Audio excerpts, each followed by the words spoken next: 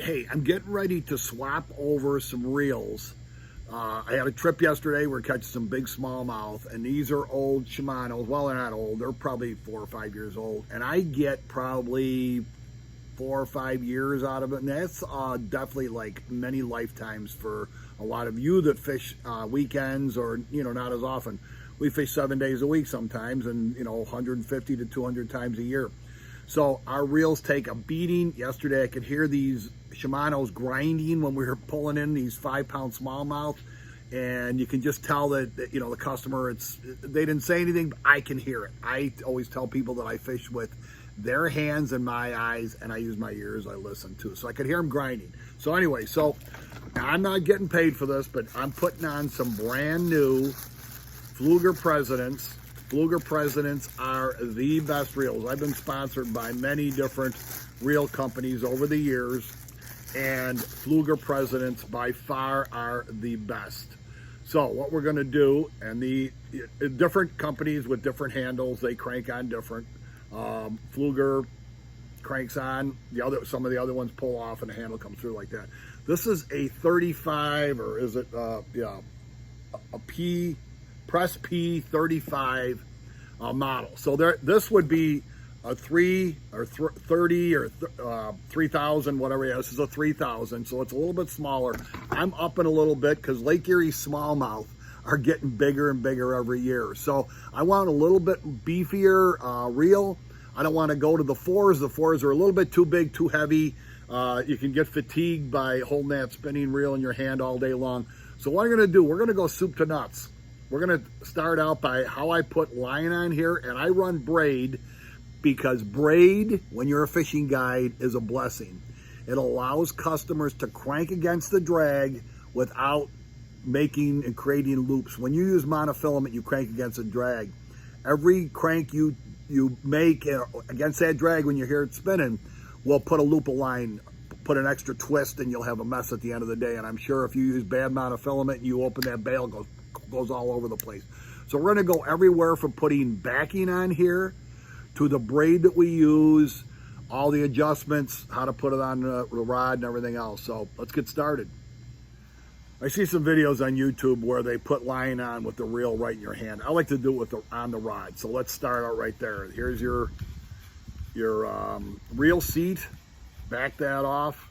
That Shimano is going on the shelf. And we're going to put our Pflueger on. This has got a bigger base on it, so we got to open it up a little bit more.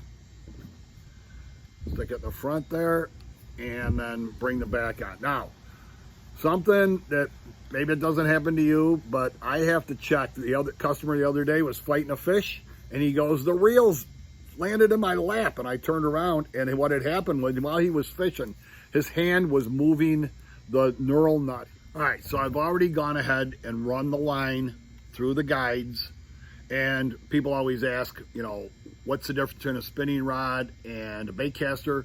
Spinning rods always have this first guide. It's called a stripper guide because it's big. The line comes off of the reel and narrows down all the way down. And by the way, let's talk about reels real quick. The difference between a spinning rod and a bait caster or a level wind. A level wind is a perfect machine. It's the same as a winch on the front of your car, or a big heavy piece of equipment that has a cable pull. It goes directly on and directly off. Spinning reels are a very imperfect machine. That's why we have to compensate for the way we reel, the way we put line on, everything else, because the line is coming off of the spool, going on here, and then when you put it back onto the reel, it's coming through here and it's twisting around. It's really an imperfect machine, but it's the best thing there is, and it's easy to use for everybody else. So let's do that. All right, so now we've run the line through all the guides, and now we're going to put it onto our spool. And this is the backing first, because I'm going to run braid on top of this, so we're going to go through the whole process. So we pull the bail back. And another thing, when you're fishing, get used to closing the bail by hand. When you make a cast, close it by hand. I hear this, and I'm telling customers, no, you can't do that because that makes line twist. Open it by hand and close it by hand. Open, close. That's an easy exercise. Good for your wrist too. All right, so now what we're going to do is we are going to tie this onto the spool, and doesn't have to be anything fancy. Go around a couple times, couple of overhand knots. There's one, pull it tight. Oh, I got a little bit too much extra out here. And another one, tie it tight. And why don't we have to worry about this knot down here? Because all of our line that's going on top of it is going to keep it in place. So you just heard that bail pop. I'm going to snip it. It's right on there. All right, so now what we're going to do, we are going to pretty much go on the spool from off this spool, and we do it the right way. It's usually the side with the label on it, because it's going to come off in the same direction that it's going on our reel. And again, we talked about what an imperfect machine that is, so we're going to load it up. For time purposes, we fast forwarded there. Now I've got this thing loaded up pretty close to where I want it to be, because the rest is going to be braid on here. So this is right where it is. Now I'm going to show you how we connect monofilament to braid. All right, now that I've filled my spool with monofilament, I want to load the rest of it with braid. So I'm going to create a knot called an Albright knot. We take the monofilament and bend it in half, and we take our braid and we put it through the loop we just made. And now we're going to go, I go 7 times in each direction. Old fingers, 3, 4, 5, 6, 7, and it really doesn't matter. So now I'm going to go back over what I just tied 7 more times. 2, 3, 4, 5, 6, 7, and now I'm going to go through the loop that has the braid and the mono through it. Go through that loop.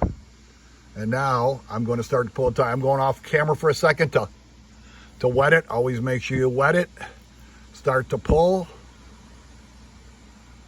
And I'm going to go off camera again, and I'm going to grab this tag on with my teeth and start to pull it.